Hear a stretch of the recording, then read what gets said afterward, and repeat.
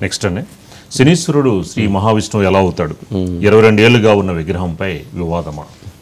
అంటే తిరుమల తిరుపతిని సెంట్రిక్గా చేసుకొని భూమన కరుణాకర్ రెడ్డి గారు మాజీ టీటీడీ చైర్మన్ అనేక సందర్భాలలో అనేక వివాదాలను సృష్టిస్తూ ఉన్నారు. నిన్న జరిగినటువంటి ఒక 22 సంవత్సరాల క్రితం ఒక విగ్రహము ఒక వ్యక్తి చేయించుకొని అది దాన్ని వదిలేసి వెళ్ళటంతో, అంటే పూర్తిగా కంప్లీట్ కాకుండానే ఎవరైతే చెక్కినటువంటి వాళ్ళు దాన్ని అక్కడ పెట్టేస్తే 22 సంవత్సరాల తర్వాత ఈ మధ్య అది క్లీన్ చేస్తే అది బయటపడింది. అది మహావిష్ణు విగ్రహాన్ని అలా పడేశారు అని చెప్పి భూమన కరుణాకర్ రెడ్డి గారు అక్కడికి పోయి ఆయన ఒక ప్రజెంటేషన్ ఇచ్చి దాని మీద వివాదం చేసి ఈ రకంగా దేవుణ్ణి అన్యాయం చేశారని అక్కడ నమస్కారం పెట్టి దాన్ని ఒక వివాదం చేసి ఒక వీడియో తీసి ఇది చేశారు. దాని మీద తిరుమల టీటీడీ పైన తీవ్ర విమర్శలు చేశారు ప్రభుత్వం పైన.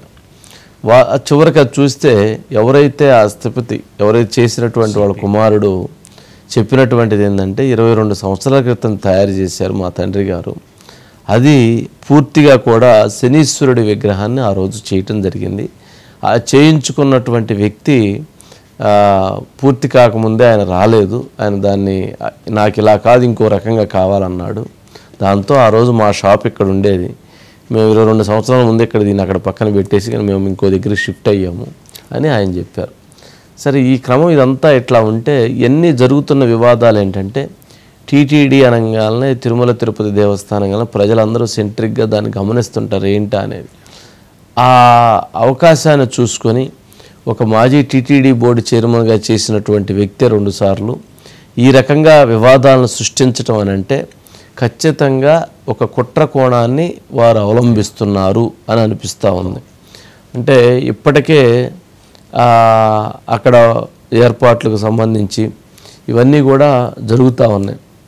ఈ నేపథ్యంలో వివాదాలను సృష్టించే ప్రయత్నం జరుగుతుంది. ఒకసారి బైట్స్ ఉన్నట్లుంది, ఆ బైట్స్ ప్లే చేయండి.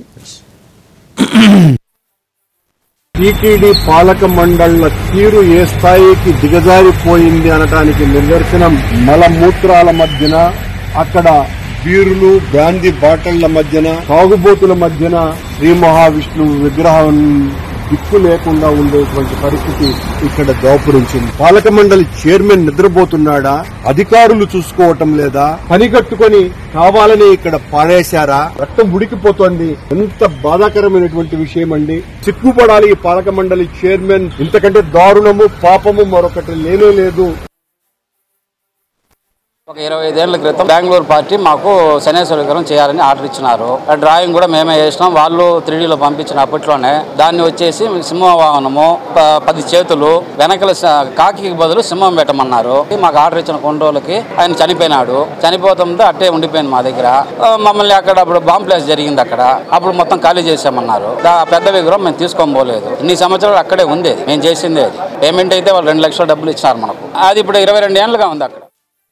ప్రతి ఒక్క చిన్న విషయాన్ని కూడా తిరుమల తిరుపతి దేవస్థానం పని పాట లేకుండా వాళ్ళు ఇష్టం వచ్చినట్టు అవాకులు చెవాకులు వెళ్తున్నారు. ఈ విధంగా తప్పుడు ప్రచారం చేస్తే మాత్రం ఈ రోజు బోర్డులో నిర్ణయం తీసుకోవడం జరిగింది. క్రిమినల్ కేసులు పెడతాం. తీవ్రంగా హెచ్చరిస్తున్నాం ఈ బోర్డు తరఫున. వెంకటేశ్వర స్వామిని రోజు దుమ్మెత్తిపోయటం, చిన్న విషయాలను పెద్ద విషయాలు చేసి టీటీడీ యొక్క పరువు ప్రతిష్టను తీస్తున్నారు. కాబట్టి వాళ్ళకి నేను ఇదే హెచ్చరిక చేస్తున్నా. క్రిమినల్ కేసు పెడతాం, ప్రాసిక్యూట్ చేస్తాం, జైలుకు పంపిస్తాం తప్పుడు ప్రచారాలు చేస్తే.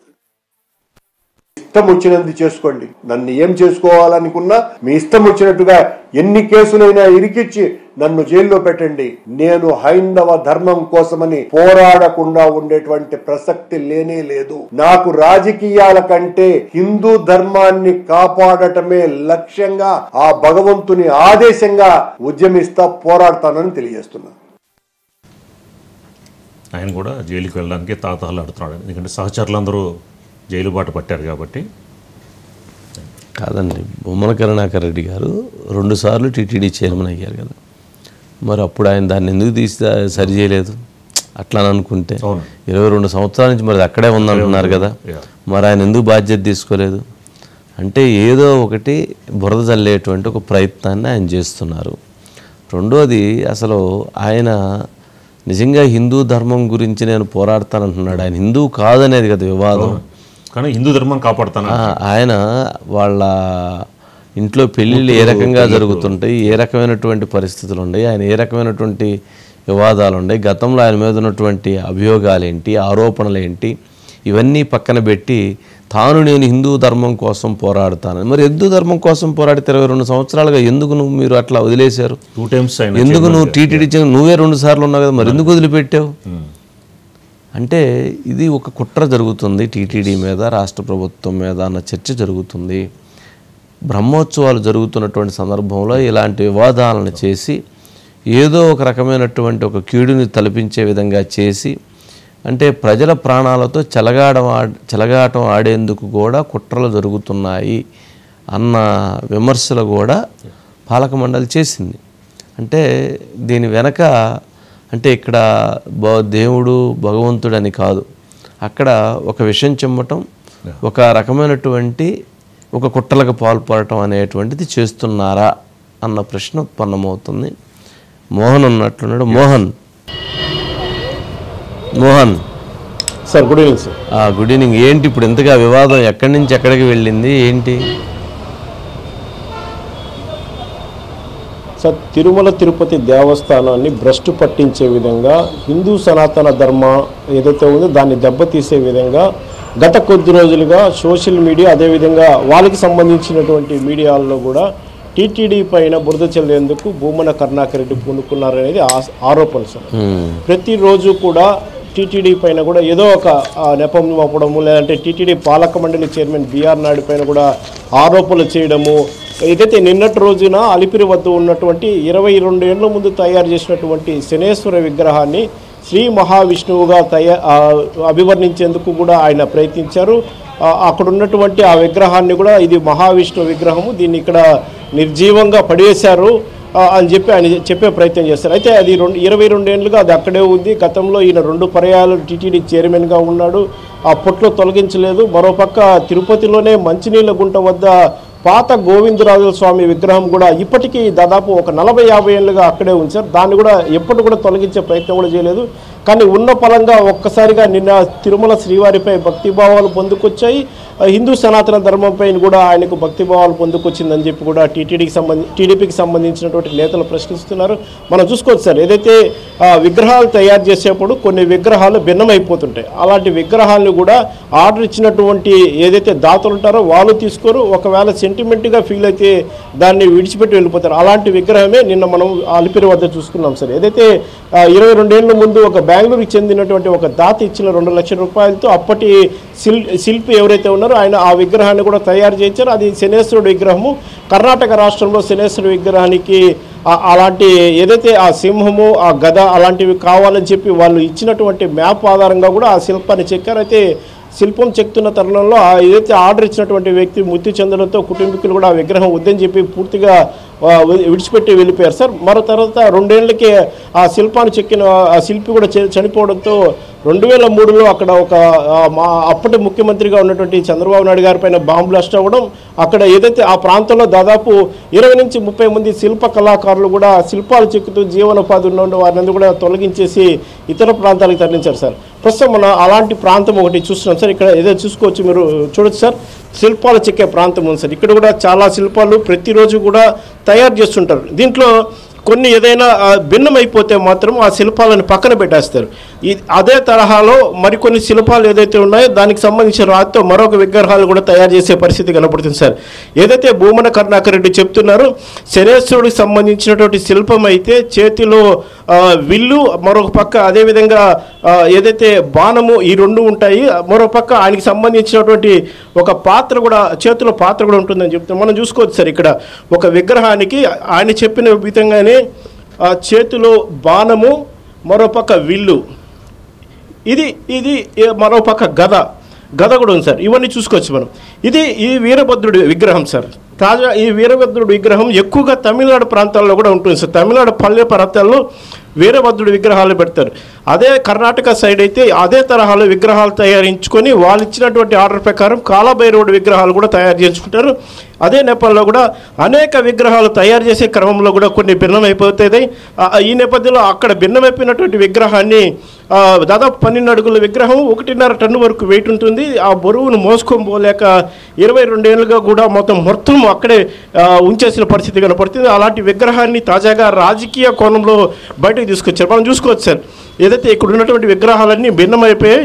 కొన్ని ఏళ్ళుగా దాదాపు ఒక 5-6 ఏళ్ళుగా కూడా ఈ విగ్రహాలన్నీ ఇక్కడే ఉండిపోయిన పరిస్థితి. ఇవన్నీ కూడా ఎక్కడ నిమజ్జనం చేయలేరు. మరోపక్క ఆర్డర్ ఇచ్చిన వాళ్ళు రాకపోయినా కూడా ఇవన్నీ ఇక్కడే ఉండిపోతున్న పరిస్థితి. దీన్ని ఎక్కడ భిన్నం చేయాలని పగలగొట్టలేము. కాబట్టి హిందూ సనాతన ధర్మాన్ని కాపాడాలి, ఆ విగ్రహాలన్నీ ఇంకొక ప్రదేశంలో పెట్టాలంటే దాదాపు 10 ఎకరాల స్థలం కావాలి. దానికి సంబంధించినటువంటి మ్యూజియం పెట్టాలి.